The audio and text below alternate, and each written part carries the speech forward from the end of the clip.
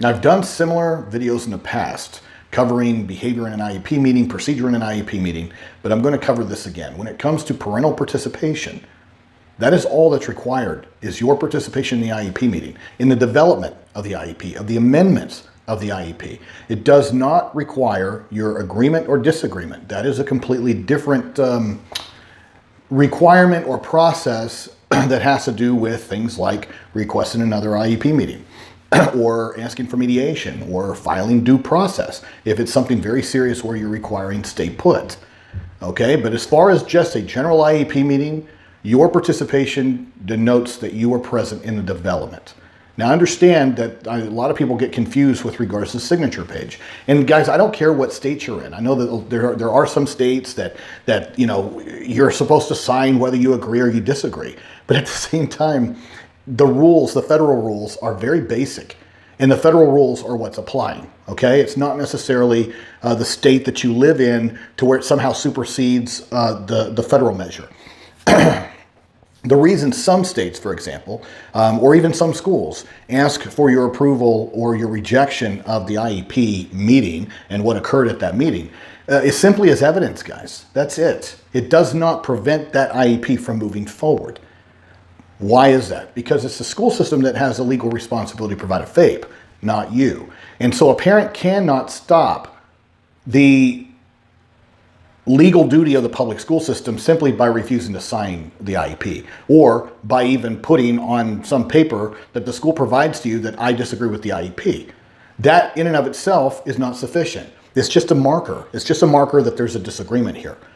Now, how do you, if there is a fundamental substantive disagreement on your IEP team to where, let's say, there's a change in least restrictive environment to where your child is going to be moved to a different placement that you highly disagree with.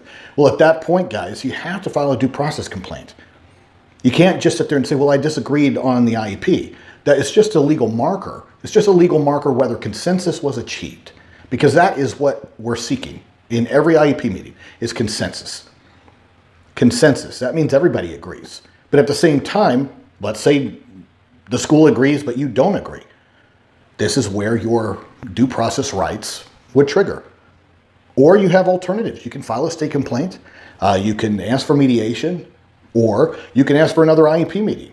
It doesn't mean that whatever is put into place to be implemented tomorrow or on the next school day, Monday, that it does not include the components that you disagree with. Why is that? Because the school system is the one with the legal responsibility to provide a FAPE, not you.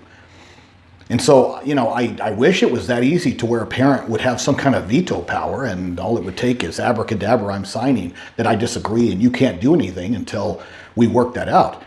That mechanism does exist.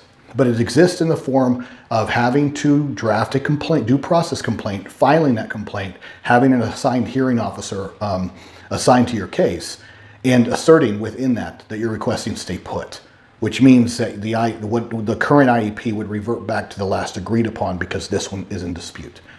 Now, there's other mechanisms that can occur, so I don't want to sit there and make anybody think that it's an absolute that you can assert stay put and everything's fine. There are nuances there as well that I would need to explain in another video. But by and large, that is how you do it, if there is a true fundamental disagreement. Other than that, guys, there can be disagreements, but the IEP can continue to be implemented even with those things that you don't agree with. That's why we have a 2-year statute of limitations in most of the states except for North Carolina, which is 1 year. Those statute of limitations are there just in case there are aspects of the IEP that you disagree with, but it's not to a point to where you absolutely believe that FAPE can't be provided and you need to sit there and file a due process complaint. Let's say you sit there and you go, look, I don't necessarily agree with you. I don't necessarily think that this is what needs to happen, but I'm going to give it some time. And then at that point, hopefully the data collection goes in your favor or in the school's favor to where FAPE is provided. Or if it doesn't, and you had requested something that they had rejected, then at that point, here's your evidence. You notated on your signature page that you disagreed. There's your marker, you see. Just like the states that have you sign whether you agree or you disagree. That is an evidentiary marker of this is where there was not consensus. It is beneficial when it comes to, let's say, a due process case when we're trying to figure out remedial services or compensatory services and when those should be calculated. But other than that, the goal in an IEP team meeting is always consensus. If that is not achieved, there are mechanisms through our dispute resolution options that you can do to truly take care of it.